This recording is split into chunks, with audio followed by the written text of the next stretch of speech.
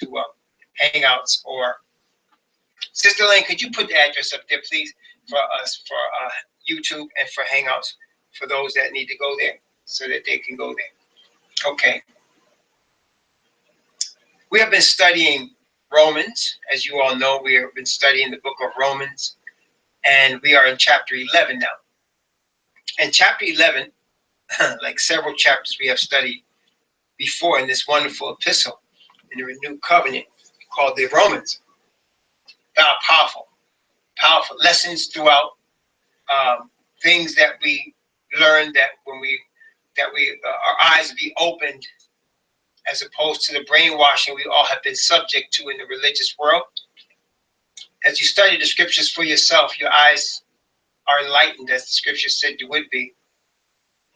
And we start to see things the way the Most High intends us to see them, as he's showing us by his Spirit. And Romans 11 is no exception. And we've been studying what the gospel is. As we study Romans, we study what the gospel is. And in this particular chapter, we were going through the relationship between the Israelites by blood in the Most High and the Israelites by faith in the Most High. And today's study, I've entitled it Full Circle. Full Circle. Because that's what we're dealing with. Whenever you talk about coming full circle, it's kind of like,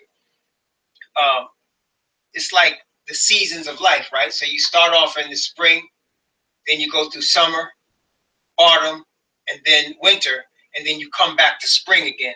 It's like full circle, right? That's life, and you guys know life goes like that sometimes.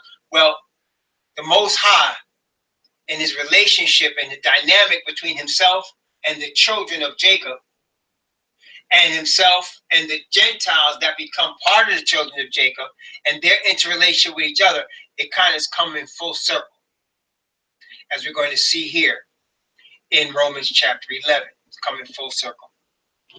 So let's look at it. We stopped in Romans 11. I think we last stopped at chapter 11, verse 25, but I want to go back a few verses and start a little earlier. But before I do that, I want to go into the book of Luke, into the epistle of the Gospel of Luke for a second. And I want to look at Luke chapter 21 as Messiah, the Master, the Adonai, Yahushua, is warnings about the end. He's talking to the people in Jerusalem and in Israel about what's going to come upon them. And in doing so, he's also showing us the end times. And this is the thing, brothers and sisters. The Bible shows us that there's no new thing under the sun. Isn't that right? Doesn't it say that in Ecclesiastes? It says there's no new thing under the sun. Whatever's been done now, whatever's being done has been done before. There's no new thing, he said. Everything, he said, whatever you think is new is not new. It's been done already.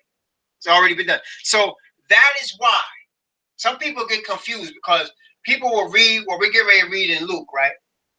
And they'll say, well, all this has been fulfilled already, so he must have already come. I've heard foolish people say that. But what he's doing is showing us in the destruction of Jerusalem the events that also will be leading up to his return upon the earth. Okay? So he's using the destruction of Jerusalem as an object lesson for what will happen when he returns to the earth the second time. You guys follow me so far? Because people get confused. They look and say, well, this already happened. All of these things are fulfilled. So then he must have already come. And I've heard people say that. There are people out here that was pushing that foolishness. But when you understand the principle that history repeats itself, is basically what we're saying here. History repeats itself. Okay? And because history repeats itself, when he's given the prophecy of what's going to happen to the children of Israel and to the city of Jerusalem, he's also telling us that this is an object lesson for his return. Everybody understand that? Testing 1, 2, 3. So let's look at it. And I'm really talking about the times of the Gentiles, what he's talking about here when he talks about the times of the Gentiles. So let's look, and I'm going to start at Luke chapter 21. I'm going to start at verse 7, and we're going to be reading down to verse 24. So Luke chapter 21 from verse 7 to verse 24. And they asked him, saying, Master, but when shall these things be? And what sign will there be when these things shall come to pass? And he said, verse 8, he said, Take heed that ye be not deceived. For many shall come in my name, saying, I am Messiah. And the time draweth near. Go ye not therefore after them. But when ye shall hear of wars and rumor and commotions, be not terrified. For these things must first come to pass, but the end is not by and by. Then said he unto them, Nation shall rise against nation, and kingdom, and great earthquakes shall be in divers places, and famines and pestilences and fearful sights, and great signs shall there be from heaven. But before all these, they shall lay their hands on you and persecute you, delivering you up to the synagogues and into prisons, being brought before kings and rulers for my name's sake. And it shall turn to you for a testimony. Settle it therefore in your hearts, not to meditate before what ye shall answer. For I will give you a mouth and wisdom, which all your adversaries shall not be able to gainsay nor resist. And ye shall be betrayed, both by parents and brethren, and kinsfolks and friends. And some of you shall they cause to be put to death. And ye shall be hated of all men for my name's sake. But there shall not an hair of your head perish. In your patience possess ye your souls. And when ye shall see Jerusalem compassed with armies, then know that the desolation thereof is nigh. Then let them which are in Judea flee to the mountains, and let them which are in the midst of it depart out, and let not them that are in the countries enter thereinto. For these be the days of vengeance, that all things which are written may be fulfilled. But woe unto them that are with child, and to them that give suck in those days. For there shall be great distress in the land, and wrath upon this people. And they shall fall by the edge of the sword, and shall be led away captive into all nations. And Jerusalem shall be trodden down of the Gentiles until the times of the Gentiles be fulfilled. So here we're seeing the events that that are leading up to the destruction of Jerusalem. And here he's saying that there's going to be wrath on this people. He's talking about the Hebrew people, the Israelite people. There's going to be wrath on the Israelite people. Days of vengeance, because they have broken his covenant. And he had been prophesied. These things have been prophesied in many prophets. We have read it. And of course, we saw the prophecy in Leviticus 26, as well as Deuteronomy 28, as well as other places that showed about the destruction coming upon Daniel 9 of the Israelite people because of their disobedience to the covenant. Here, not only did they disobey the covenant, they destroyed the messenger of the covenant, which is Messiah.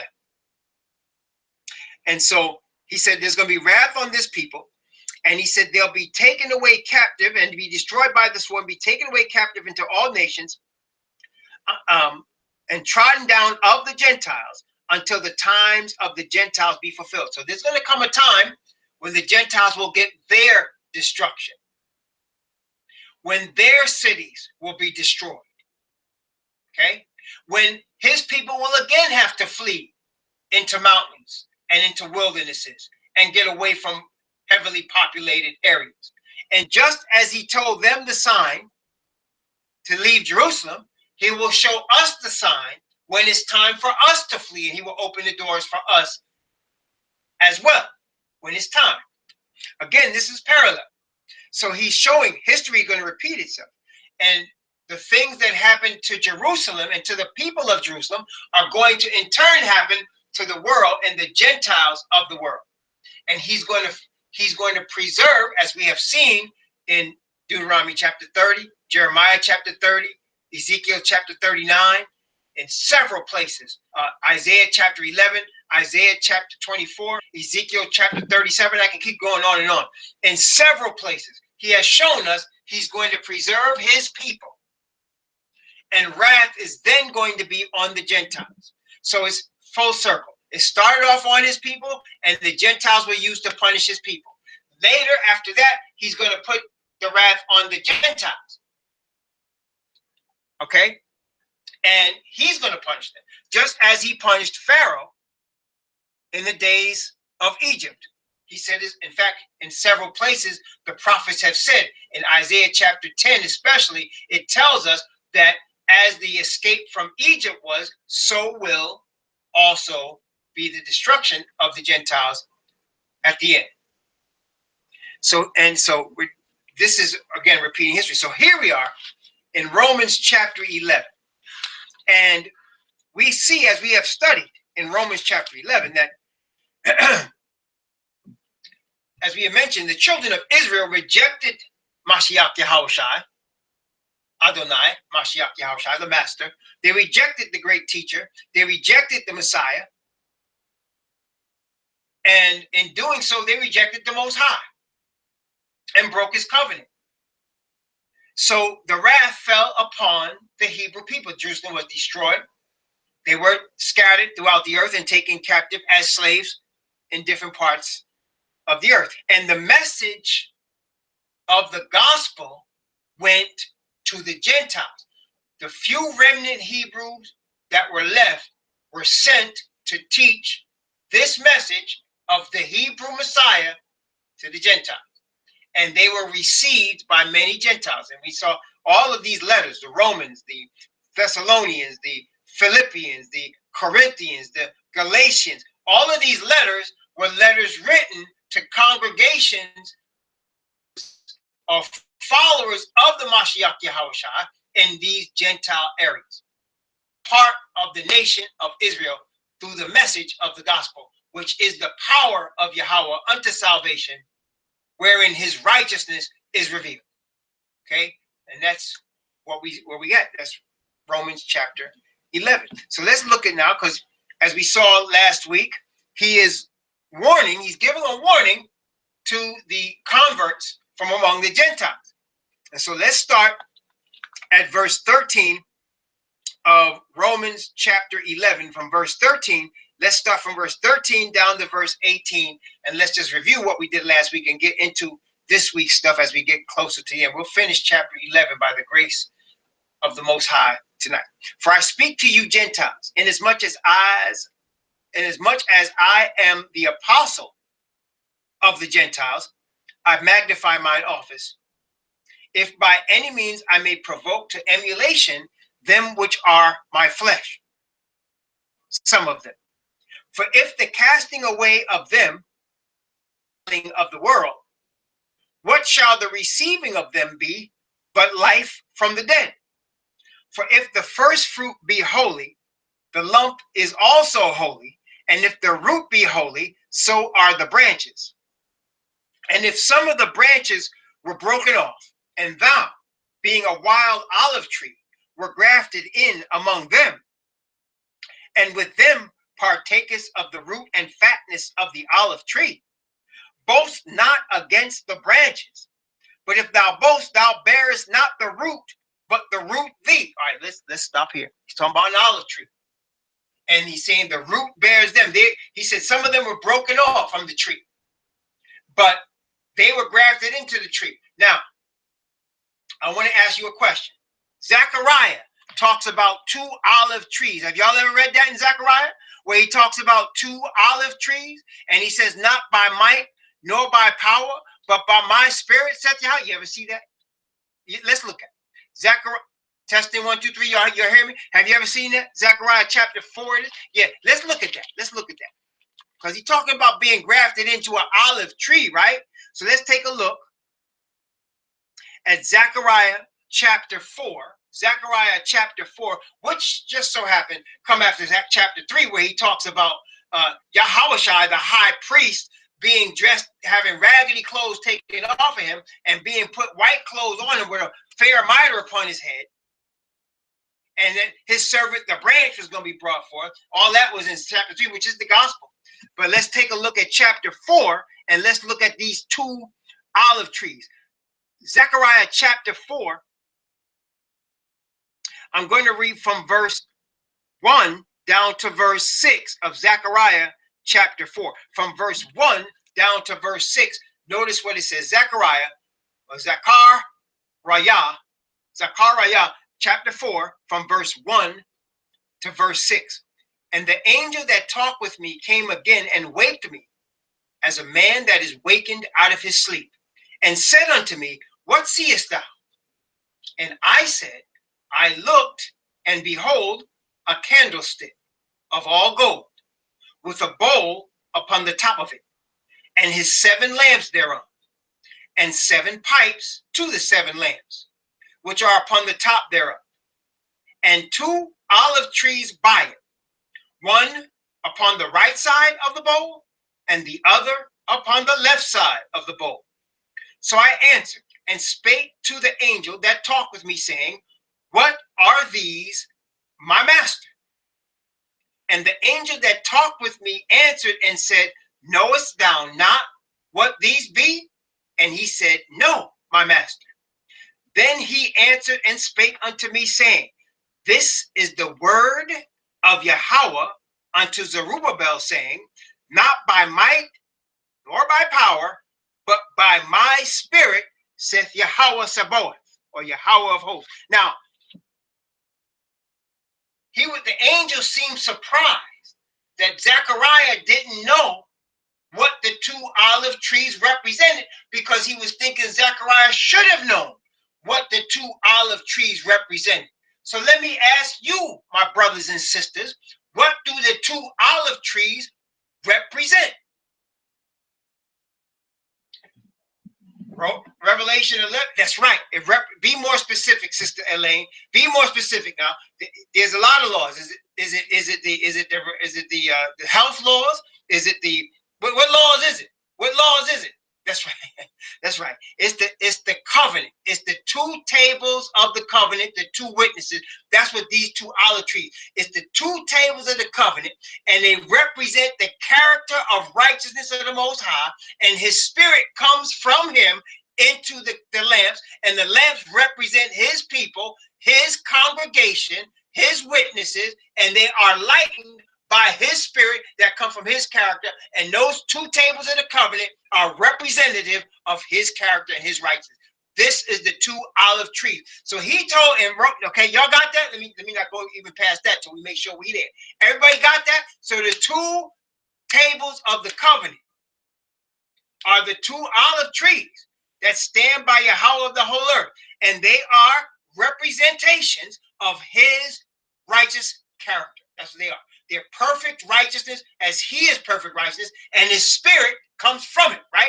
And that's why the Bible says before his throne are 7 lamps of fire. Remember that? And they said, what is that? That's the 7 spirits of Yahweh. Remember that? The 7 lamps of fire, 7 spirits of Yahweh. Same thing. That's right. Revelation chapter 4. It's in Revelation chapter 4. It's in Revelation chapter 11. Brothers and sisters, let us never forget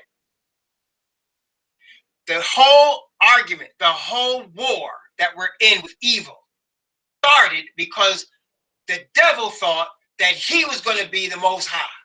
And he decided that the law of the Most High didn't need to be kept. That's why he told Eve, you don't have to obey the Most High. See? So this is all over his word, which is his covenant.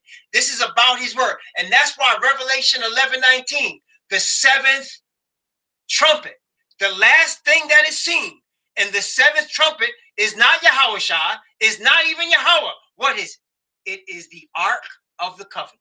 That's the last thing that is seen. That's the last thing is seen in the seventh trumpet, because that is what this is all about. If you don't trust the Most High, what you're saying is you don't trust his word, which means you don't keep his covenant. Okay, so that's why the covenant is the central theme of everything. Messiah himself is called the messenger of the covenant. Malachi 3:1. He's called the messenger of the covenant. And he said he came to magnify the law and make it honorable. Okay, so that is the two olive trees. So wait a minute now. Hold on. So wait a minute. That being the case, the olive tree is a representation of the covenant of the Most High. The root being the Most High himself. Does that make sense? Everybody following that? Testing 1, 2, 3. The root being the Most High himself. Okay? So now he's telling the Gentiles some unbelieving Hebrew were broken off from the covenant. And y'all were grafted in to the covenant. Because of Messiah, you're grafted into the covenant. Because of Messiah. Everybody follow me now, because that's important. So he said, y'all weren't even like natural branches. See, because the Most High called his congregation of Israel, the nation. That's his people, which he has chosen. And he said they were in, he didn't make a covenant with no other people. He made a covenant with them. And so they're the natural branches of the olive tree. You follow me? Testing 1, 2, 3. Israel is the natural branch because he made the covenant with them. He didn't make it with nobody else. He said, you only have I chosen of all the families of the earth. Okay? So now he's telling the Gentiles, some of them were broken off, and through Messiah, you get grafted in to the same covenant of the nation of Israel. Everybody follow? Okay, good. That's important, brothers and sisters, because that shows you the relationship between a converted Gentile and the Most High's people. They grafted into the same tree. They grafted into the same tree. Okay? Very few people actually study this the way we just did and see what we just saw. I'm just sad to say that, to be honest with you. Very few people study this like that and see it, to understand what we just saw. Very few people do it, because, and it's important. You can see how important it is. So the Gentiles are grafted into, through the Messiah, Yahushua and Mashiach, they are grafted into the nation of Israel and taking part of the covenant. You understand now why all of these churches claiming that the law is done away with have no part with the Most High? You understand why they have no part with him? I mean, no part at all, because they're doing away with the very thing that would cause them to be accepted. To be grafted into the covenant is to be grafted into Messiah. To claim that Messiah has done away with the covenant, you're not even with us. You're just not even there. You're just not even there. Because he tried to do away with the covenant. He tries to do away with the covenant of the Most High. Okay? He tries to do away with it. Not the Most High's people. All right? So now, the apostle, back to Romans 11 now. So the apostle says to the Gentiles, don't boast against the branch. Don't start talking any foolishness against the original branches of the covenant. Because you were grafted in. You weren't even naturally part of this. But you were grafted into this by faith in the righteousness and blood of Yahushua. You grafted in. Don't boast against the original branches. All right? Now, again, we like to bring up the history. We know what happened. The Gentiles were grafted into the covenant. They were Sabbath keepers during the first century. after Messiah, death and resurrection, and he became high priest in the holy place in the 1st century AD, the Gentiles that believed were part of the nation of Israel, part of the covenant. Okay? But over the course of centuries, when you get to the 4th century, there became compromise. And the Bible points this out. Again, we talk about the 7 churches of Revelation. This is talking about the 7 periods of history in the nation of Israel and the people of the Most High. And when you get to the 3rd church, there's Ephesus, there's Smyrna, and then Pergamum. When you get to that 3rd church, that's where Constantine comes up. And the Bible likens the situation into Balaam. Balaam was trusted by the Israelites while he was trying to do them wrong. And he said, he was like bringing the council of Balaam, because the people were persuaded to start taking in paganism. And that's where paganism started coming into the belief system and ruining it.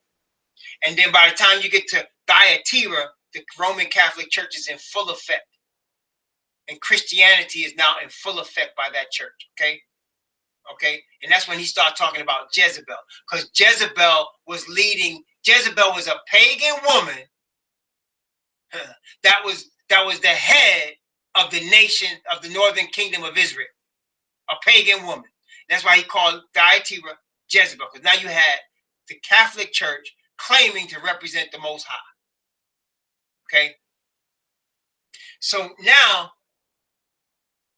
after Christianity was formed, from that time to where we are today, what you got now is a perversion of what the Most High gave in the 1st century and what he gave to the Gentiles in the 1st century. Now you've gotten a paganized religion that's really going back to sun worship, going back to worship of Ishtar, going back to worship of the goddess of fertility and Tammuz. You got a paganized religion claiming to represent Messiah. Okay? A paganized religion claiming to represent Messiah. And now the situation is now going full circle. So let's continue. Romans chapter 11. Romans chapter 11. I'm going to begin at verse 19 and go down to verse 23 of Romans chapter 11, from verse 19 to verse 23. Thou wilt say then, the branches were broken off, that I might be grafted in.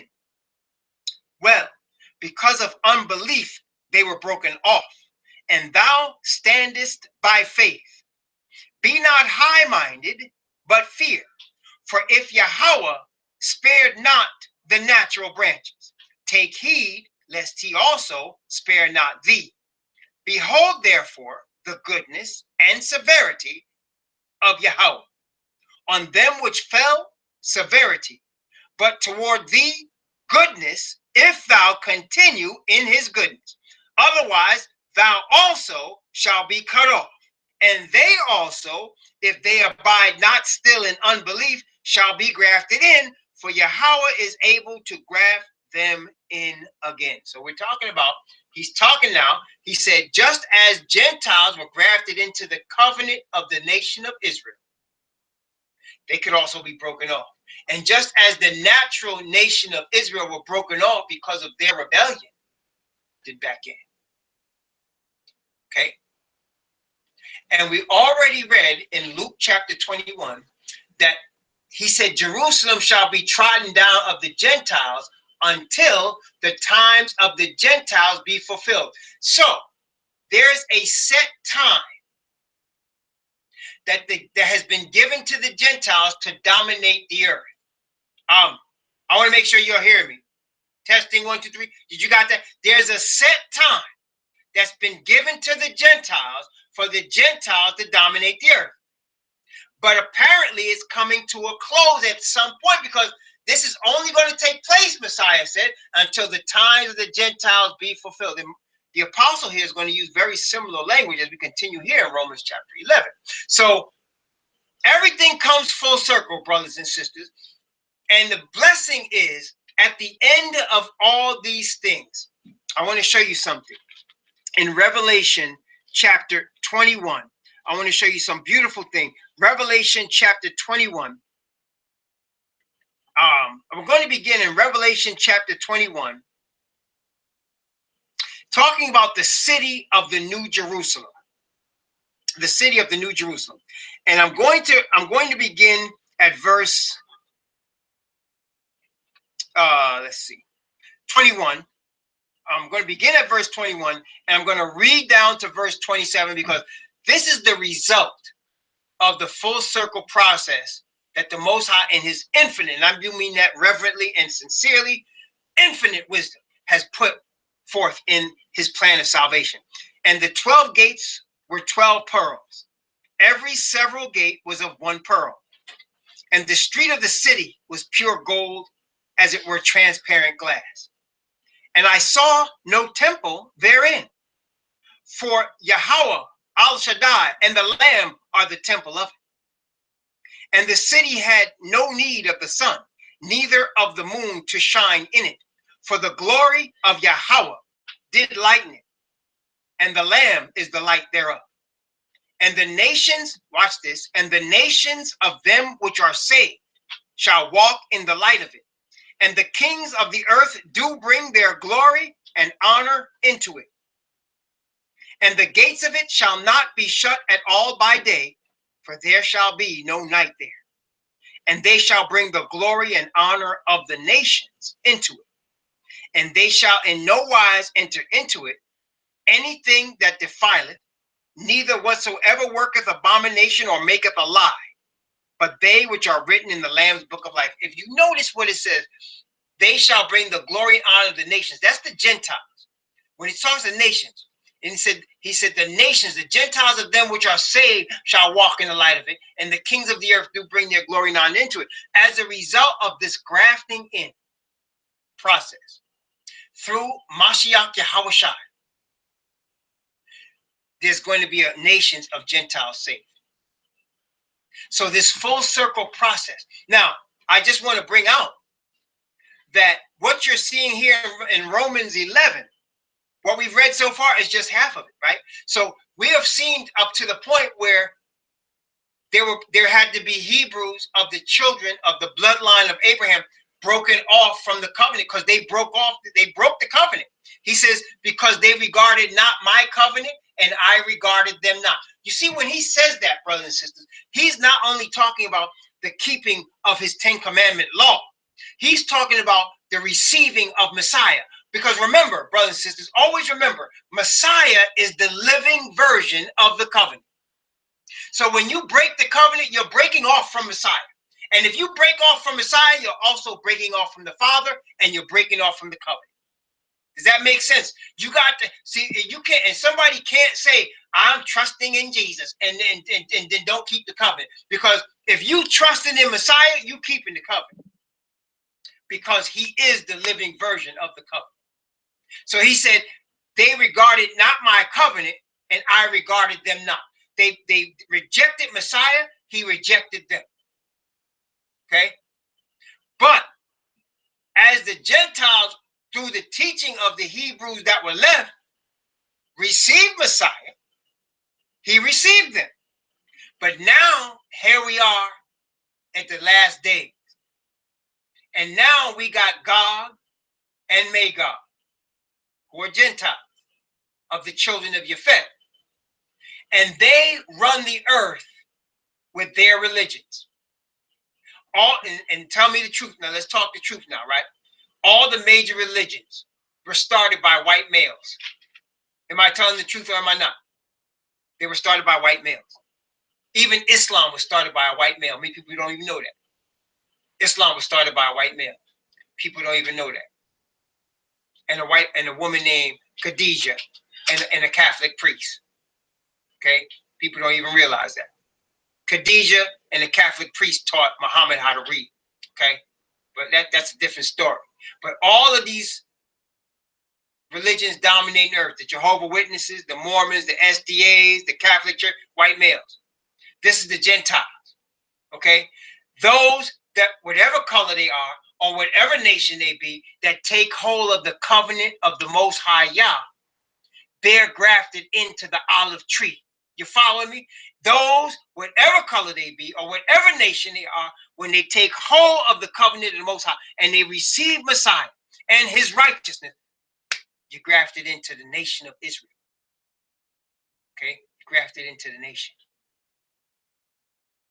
In Romans 11, we're at the point in Romans 11 where the unbelieving Hebrews were broken off from the tree.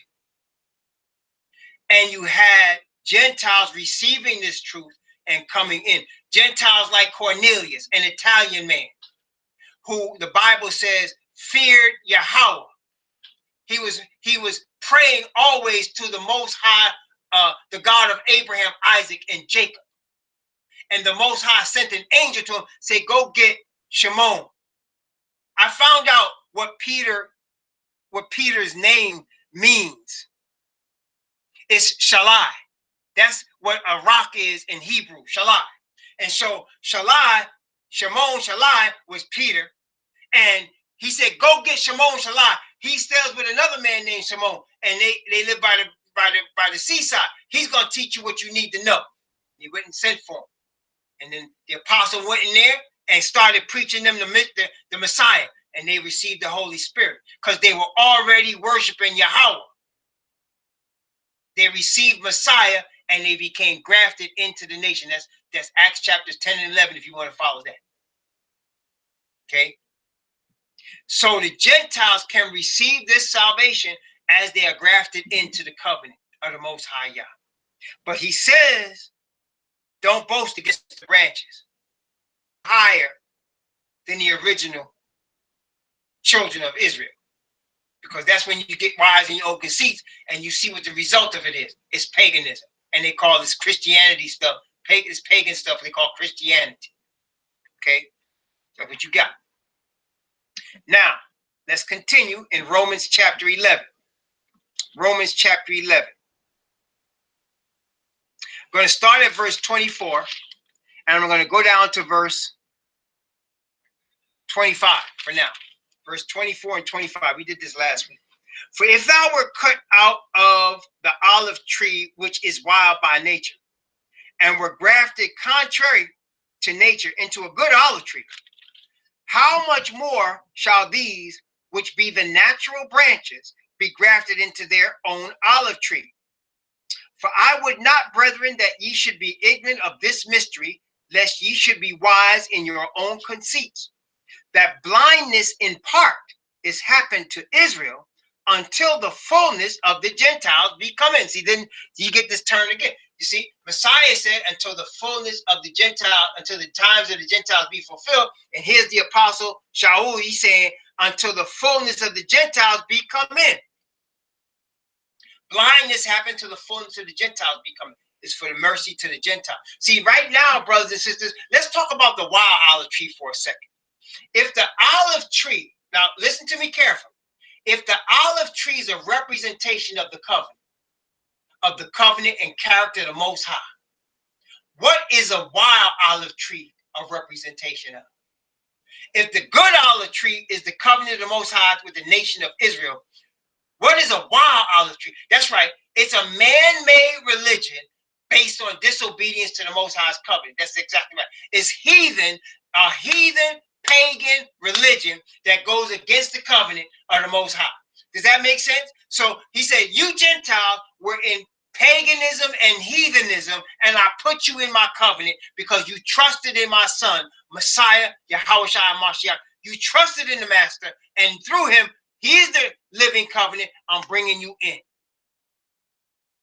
Because now you're coming from disobedience and wrath to peace and obedience and righteousness and holiness.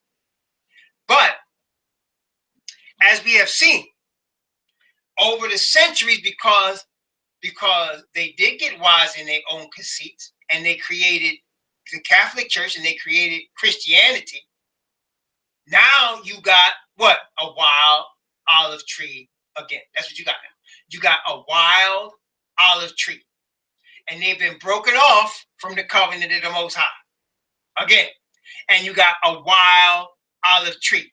And now the true Hebrews who have been wild, right?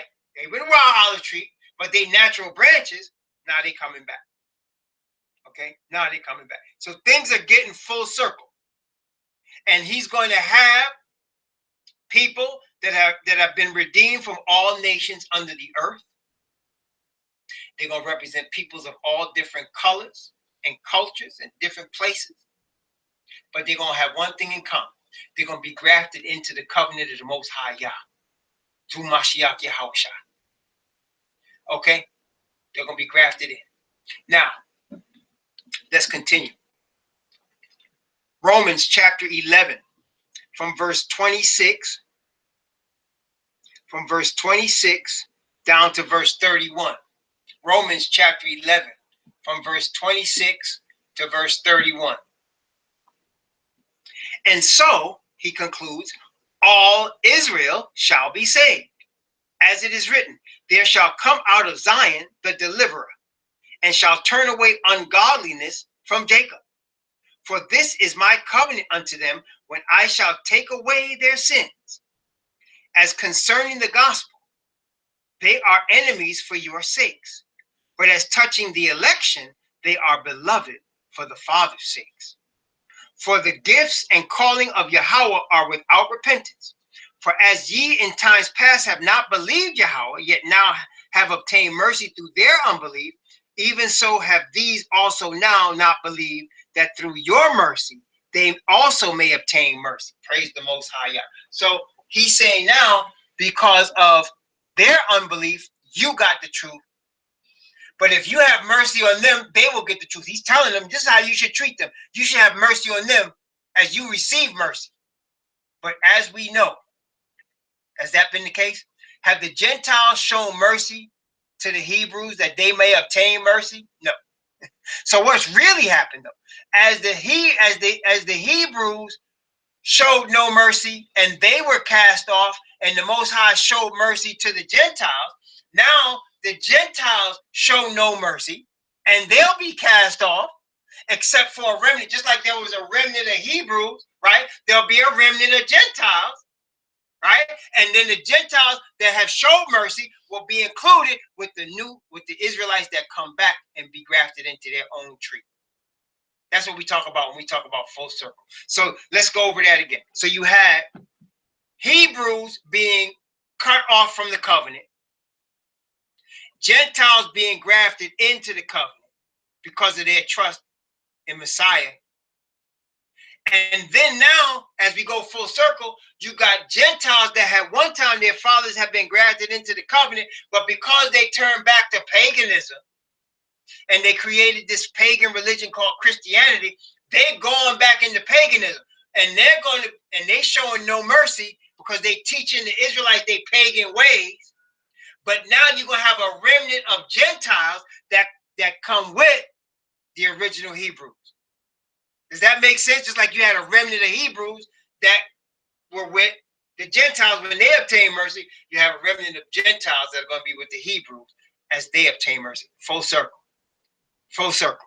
Praise the Most High. And so not even the apostle in writing this, you can see, notice what this is brilliant how he wrote this, because it's all true, of course. But notice Romans chapter 11. And I'm going to begin at verse 31 again and go down to verse 36. Romans chapter 11 from verse 31 to verse 36.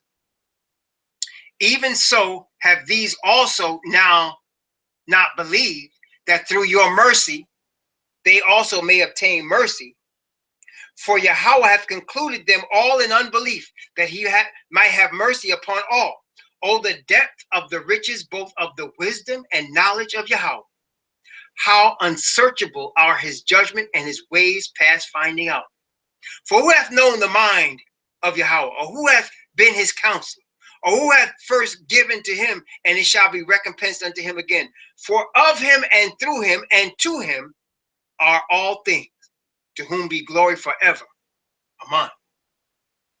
Praise the Most High. So this is the thing, brothers and sisters. We go according to our human logic, right? And we would do things a certain way.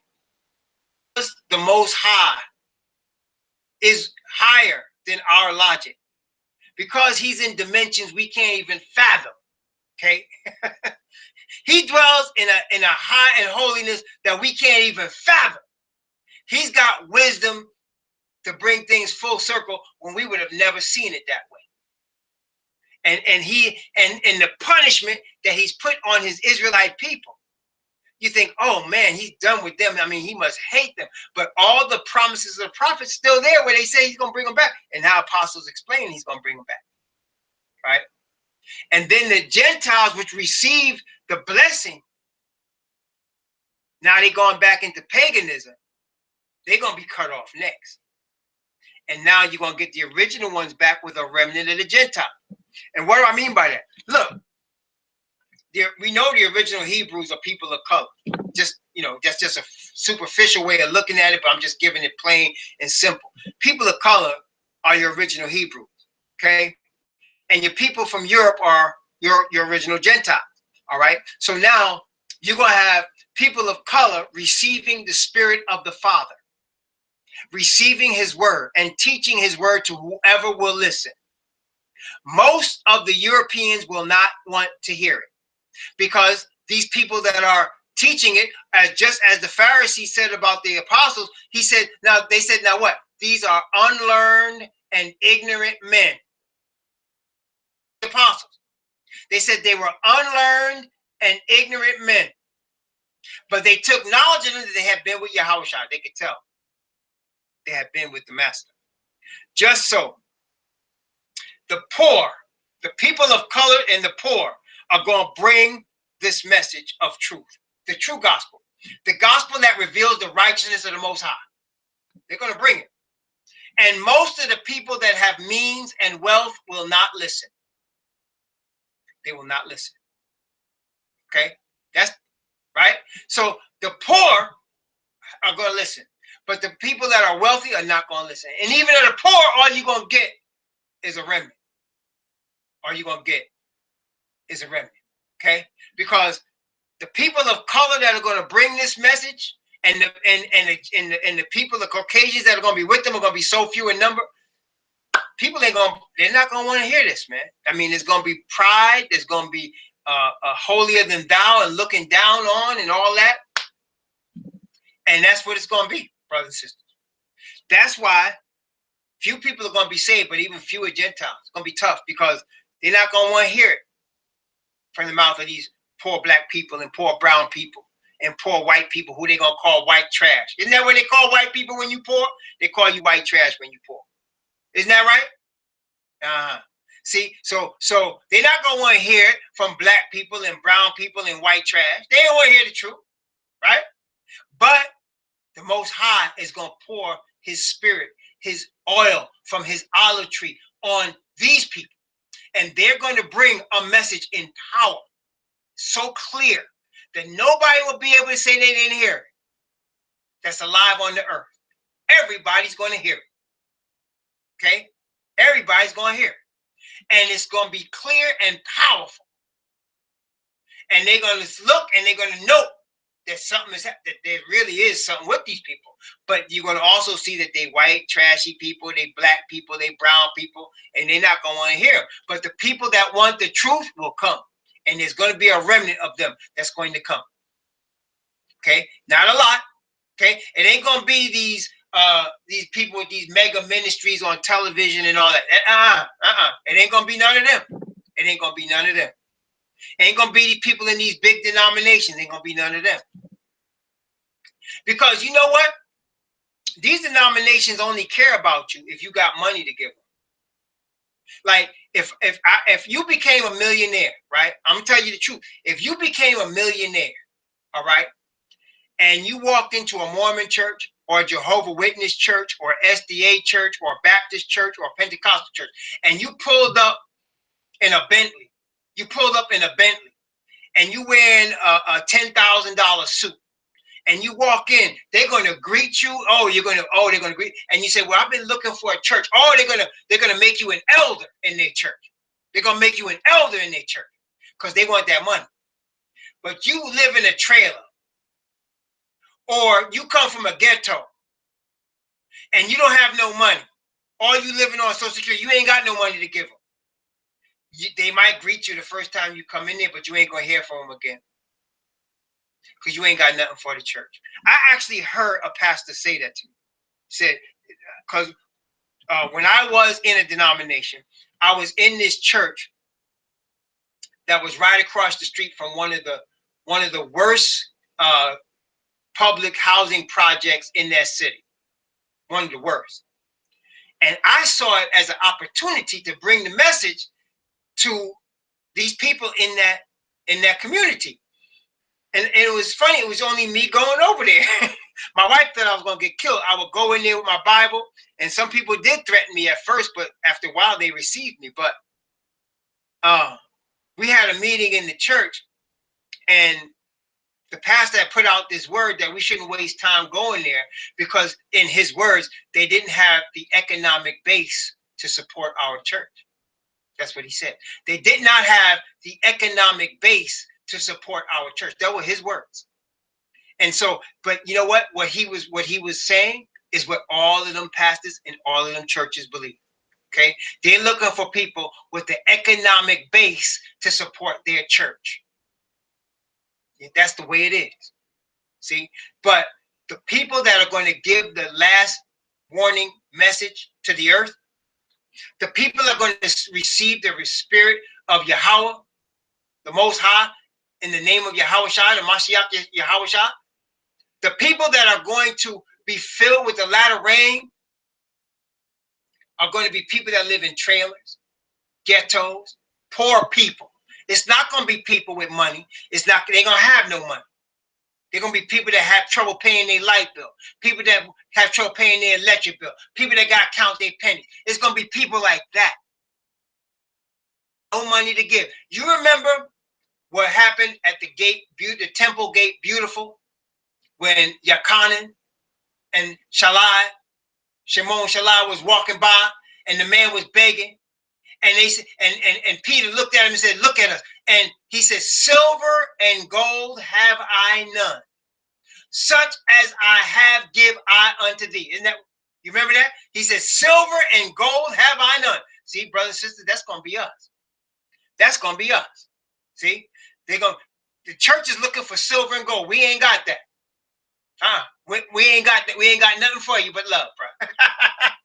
Ain't got nothing but love for you. We ain't got that. See? But we're gonna have the spirit of the Most High, his righteousness and his word with us. And that's, brothers and sisters, that's more valuable than all the money. I mean, money is not even honorable. It's dishonorable to compare the truth and spirit of the Most High to money. It's just not even in the same planet. It's not even in the same planet. That's why we talk about full circle. So it's coming, brothers and sisters. It's coming. It's coming just as the scriptures telling us it's coming. So that concludes chapter 11 of Romans, of the Epistle of Romans. We're going to go into chapter 12 of Romans. Let's have a word of prayer.